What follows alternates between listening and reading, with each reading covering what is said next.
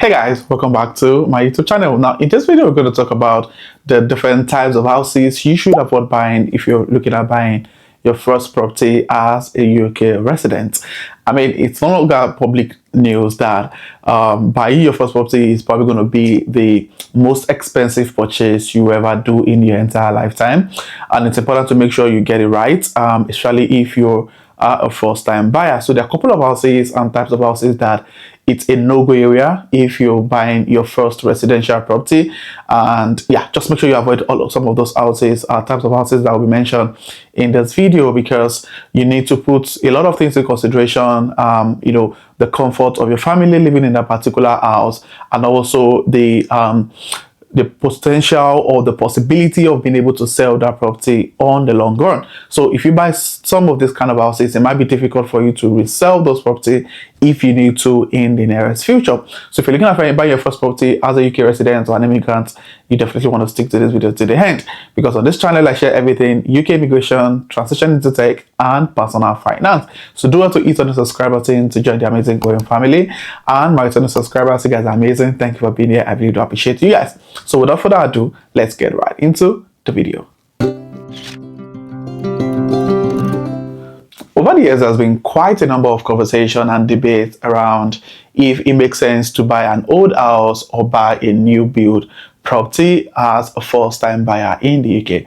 Now, in as much as people airing their opinion on both ends have a valid point or valid reasons why they prefer to buy an old house, and while others prefer to buy a new build house, there are a couple of things to put into consideration, because all of this news is not cast in stone. I mean, it depends on individual situation, what your long-term plans are, and family situation at that particular time will determine which route to go to. However, when making that decision, you need to weigh out the pros and cons of buying a new build or an old property. Now, the first type of house you want to avoid is buying old houses with structural problem. Now, emphasis on structural problem.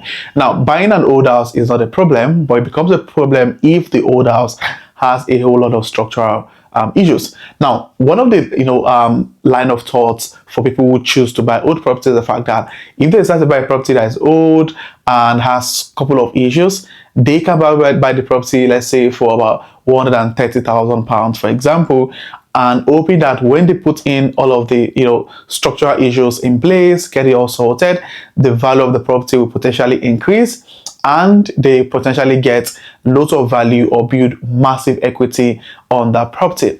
Now, in as much as this logic makes a lot of sense, there are so many things that you need to put into consideration, especially if the first property you're buying is a residential property. Now, this is my line of thought on this. Now, if you're someone who is very handy, and because trust me, I've had couple of friends, couple of people I know personally who bought old houses and hoping to, they worked on the house, make it, to their own taste, and, get to kind of build value on that property over time. However, there's so many issues. Now, when you buy a house with structural problems, there are possibilities or chances that you're going to keep getting issues in that property. So if you're not someone with handy who, knows how to, sort out a leaking ceiling, or someone who can easily sort out any plumbing issue, someone who is, has basically handy, can sort out electrical problems, then you might end up, spending more on fixing the problem in that house when you could have easily gone to buy a new build. Now, for example, personally, I'm not really an handy person. I mean, even fixing wallpaper is a lot of hassle for me. Now, if I decide to buy an old house or a house with structural issues, I'm going to struggle a whole lot, because it means that for every single problem I get, I will need to pay someone or pay people to come fix it. So on the long run, the massive deposit I was trying to avoid in the first place, I'm going to end up putting that funds in, calling people to fix issues. I mean, I'm sure we know, it really can be expensive, getting people to come and sort certain issues out. And if you buy a house with a structural issue, you keep having issue in the property. And the people who, they think, oh, we've done all of the interesting stuff, we've fixed everything, and 6 months down the line, they get to see, oh, this particular part of the house is leaking. So it's a whole lot of money if you don't have that, handy capability, if that makes sense. So if you're someone who's Andy, I have a friend that, I mean, he could do everything. I mean, he can do anything that has to do with any issue in the property. Such a person, it makes sense to buy an old house if you know you can fix those issues. But if you're not Andy, please avoid an old house. And the second type of house you want to avoid is new builds with unreasonable price. Now, before you buy any property, one of the things you need to do is, a little bit of study around that particular location. How much is the kind of house you're buying being, sold in that particular area?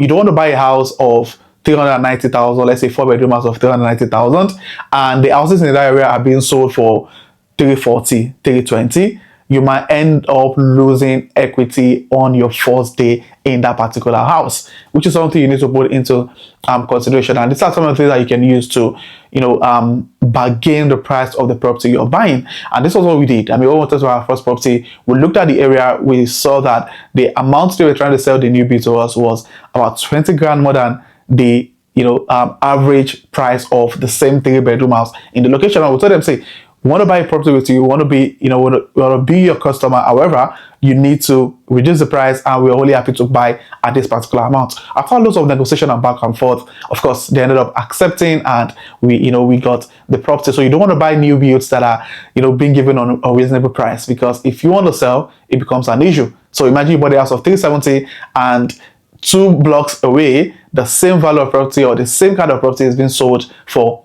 340. Nobody's going to come and buy yours when they see something similar at that particular price. So that's something you definitely want to put into consideration. And the third type of house you want to avoid are leasehold properties. Now, if you decide to buy a leasehold property, what it means basically is that you do not own the land. All you own is just the building, and you must pay the ground rent or service charges that can rise on, predictably. So if you want to buy a house, always make sure it's a freehold and not a leasehold. Please make sure you avoid it. If possible, avoid buying a leasehold property if you're buying your first house in the United Kingdom. Now, another kind of property you want to buy are properties near highways, railways, or airports.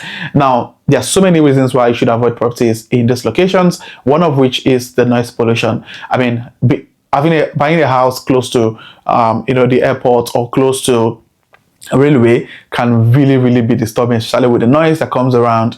And another issue with buying houses in those locations is the ability to sell. So if you want to sell those properties, there might be a lot of drawback or a lot of challenges, or it kind of gets a little bit more tricky if you're trying to sell properties that are, especially residential property close to airports, and railways. That's something you definitely need to put into consideration. Now, one of the things most people say is, I mean, if you are already in your 40s and you're looking at buying your first residential property, you might not be able to afford, not because you can't afford it, but you might not be able to get a good mortgage on, new builds because of how expensive they could be. That's why I said all of these rules, all of these reasons are not really cast in stone. It depends on your individual situation. So if you can't get a mortgage of 300k because of your age, you might probably end up having to buy like an old property that you can easily afford and then make it to your taste. Now, another reason why most people end up buying old houses basically is, if you're looking at buying an old house, it makes more sense if you're buying the old house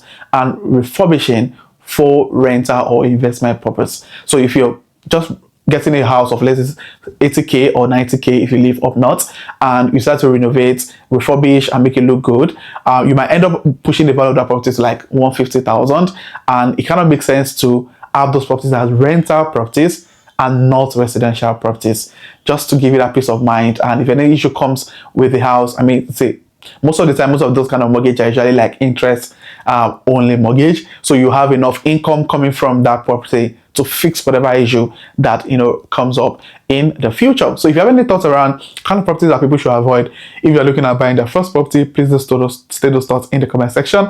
And if you're coming across my channel for the first time, do well to hit on the subscribe button to join the amazing growing family. And my returning subscribers, thank you guys for being here. I really do appreciate you guys. So this will be the end of the video, and I'll see you guys in my next video. Thank you.